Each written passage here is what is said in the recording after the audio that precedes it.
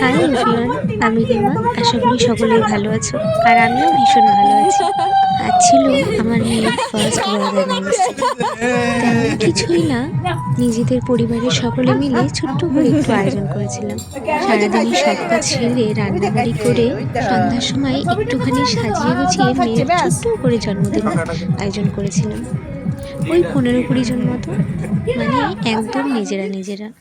জানি না আমার মেয়ে লাক নিয়ে জন্মেছে কিনা, বাট ও আমাদের কাছে ভীষণ লাকি, ভীষণ। আমাদের দুই ফ্যামিলিতে যেহেতু প্রথম সন্তান, তাই ও সকলের কাছ থেকে প্রচুর প্রচুর ভালোবাসা পায়, আর সকলের ভীষণ আদরের। আর বংশের প্রথম সন্তান মানেই একটু স্পেশাল। যাই হোক, আমার মেয়ের জন্মদিনের পুরো ডেকোরেশনটা করেছিল আমার ননদ আর তার বন্ধু বান্ধবী, সাথে আমার হাজবেন্ডও ছিল। আর আজকের সারাদিনের রান্নাবাড়া পুরোটাই আমি করেছিলাম, আমার দায়িত্ব ছিল। বাড়ির প্রথম সন্তানরা যেমন খুব আদর পায়, তেমন ছোটরাও ভীষণ আদর পায়। আমি ছিলাম বাড়ির একদম সবার ছোট, তাই আমিও সবার কাছ থেকে ভীষণ আদর পেতাম। আমার জন্মদিন বাপের বাড়িতে বেশ কয়েকবার করেছিল। এই যে আমি সেজে এসেছিলাম শাকচুনির মতো করে, সবাই আমায় বলছিল যে কার জন্মদিন, তো আমি বলছিলাম আমার জন্মদিন।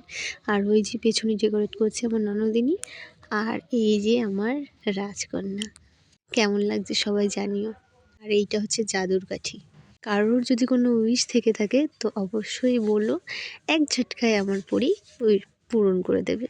আমি শুধু জামাটা পরিয়ে রেডি করিয়ে দিয়েছিলাম, বাকি ডানা আর হেয়ার ব্যান্ডটা আমার হাজব্যান্ড দিয়ে কমপ্লিট করে দিল। আমার মেয়ের বেশ কয়েকটা ছবি তুলে ছোট্ট ছোট্ট করে সেগুলো পেছনে ওয়ালে টানিয়ে দিয়েছিলাম, বেশ ভালোই লাগছিল দেখতে। পুরো ডেকোরেট কমপ্লিট হয়ে যায়, আমার মেয়ের বেশ কয়েকটা সুন্দর সুন্দর ফটো আর ভিডিও তুলে নিয়েছিলাম। আর এই যে যে পাখনাটা দেখতে পাচ্ছ, এইটা আমার ননদের বান্ধবীরা গিফট করেছে, বেশ সুন্দর হয়েছে তাই না? জানো তো, আমার এখনো মনে পড়ে, এই তো সেই দিন আগে পেটে ছিল, জন্ম নিল, আস্তে আস্তে কত বড় হয়ে গেল, একটা বছর পার হয়ে গেল, ভাবতেই পারি না। আমার ঠাকুমা বলতো মেয়েরা নাকি কলা গাছের মতন বাড়ে।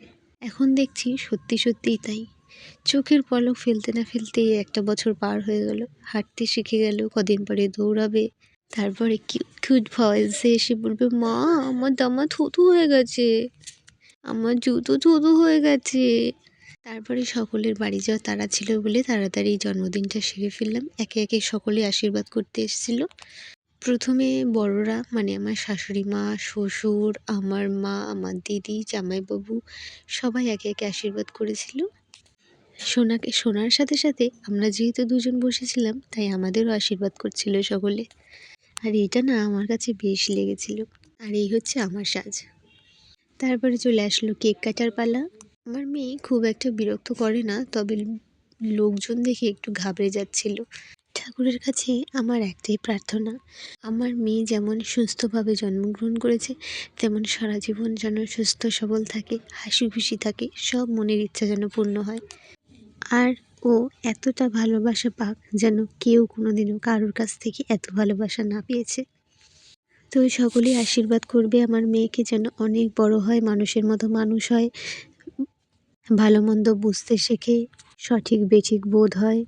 আর জীবনে যদিও কোনো কষ্ট আসে, সেগুলো সহ্য করার মতো যেন ক্ষমতা দেয় ঠাকুর। ঠাকুরের আশীর্বাদে এখন অবধি আমার মেয়ে সুস্থ আছে, আর চাই সারা জীবন যেন সুস্থ থাকে। লাভ ইউ সোনা, জীবনে অনেক বড় হও, ব্যাস আর কিচ্ছু না।